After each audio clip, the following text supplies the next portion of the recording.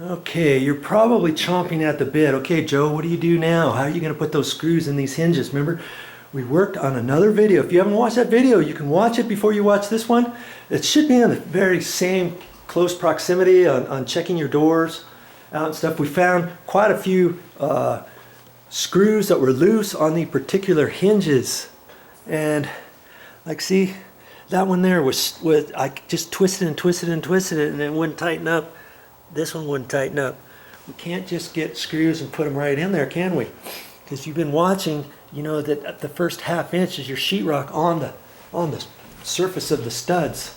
That makes up your wall. So you got ½ inch from the edge of your door jamb before your casing, because your casing goes over your sheetrock. Remember?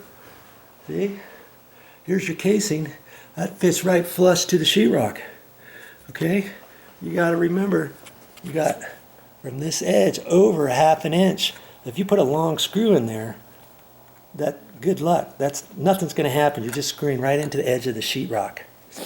So we're going to have to put in at an angle, and we're going to have to do it in. In fact, you know, because this door, oh, that's cool. Most of the time, when a door opens, it opens up against the wall at a 90-degree angle like that. Okay, and we're going to end up working on this door over here too, but we got the same issue.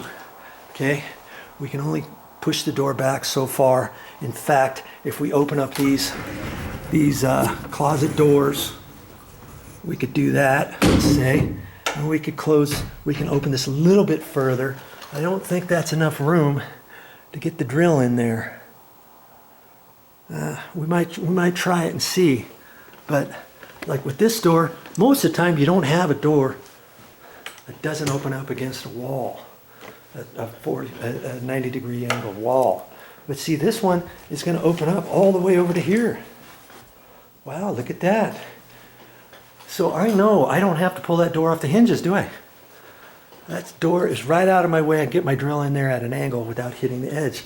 Now see, where this door is here, I can only push this door open that far. And sometimes you got a wall coming straight. Maybe you got a wall about 5 or 6 inches away from there in your bedroom or something. You can only push your door open that far or something. Now I can't get my drill in there to drill at an angle to get those screws in, can I?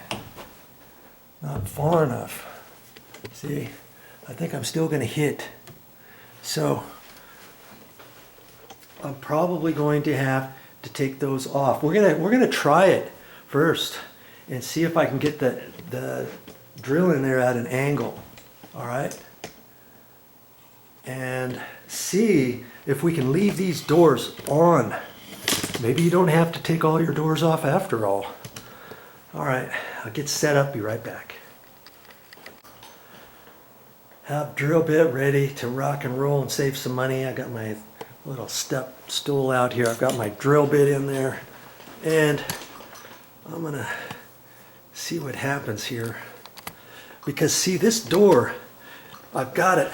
It can push all the way over to the wall. And in fact, if I wanted it to get over a little bit further, let's say, I could, you see this right here?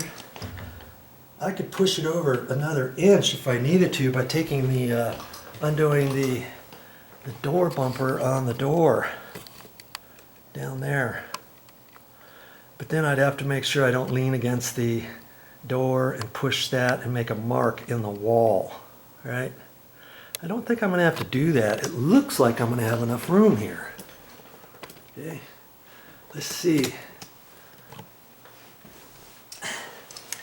Because see, I need to go in at about an angle like that, and this door is not in the way.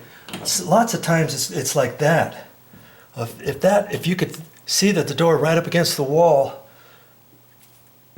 I can't get my drill in there at enough angle before I start marking up the door. But because this wall, lots of times your door, you don't have as much room as this door.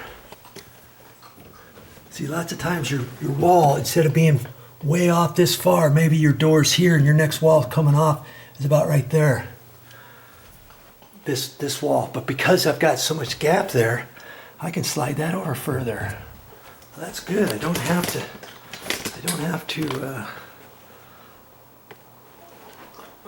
take the door off the hinges. I was kind of looking forward to doing that too, because I wanted to show you what I was going to do with that. But you saw that. If you've been watching my videos, you could have seen what I did on that. But I'm going to look at these, make sure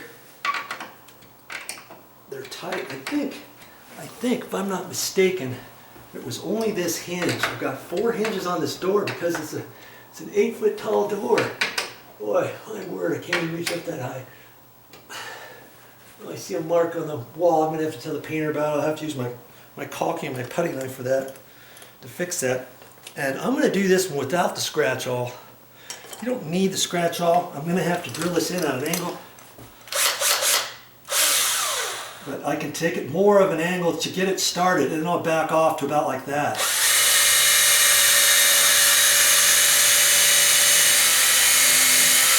And I need to do that in order to hit the stud. I don't want to hit the edge of the sheetrock, remember? That's why I'm going in at an angle. And that's why I needed longer screws, because I needed a long enough screw, I needed a long enough door screw to go in through there at an angle through the gap behind there into the stud. And I'm finding that 2-inch are working pretty good. But if I was doing the bottom screw is different than the middle screw and the top screw on this particular door. And I'll show you, maybe if you were wondering what's the deal here. Dealio.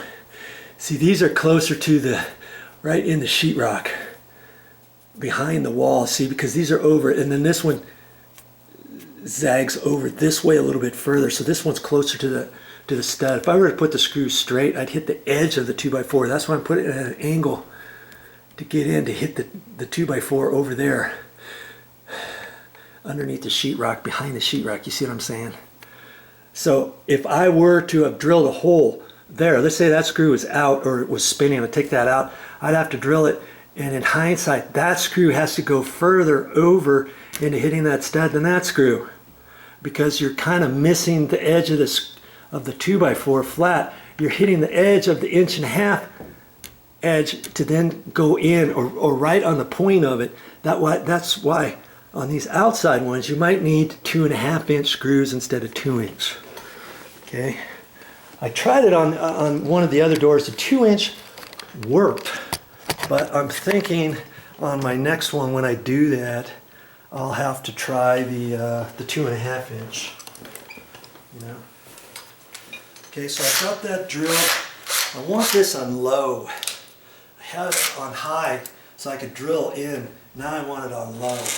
I don't want to spin this too much. You get more torque going slow.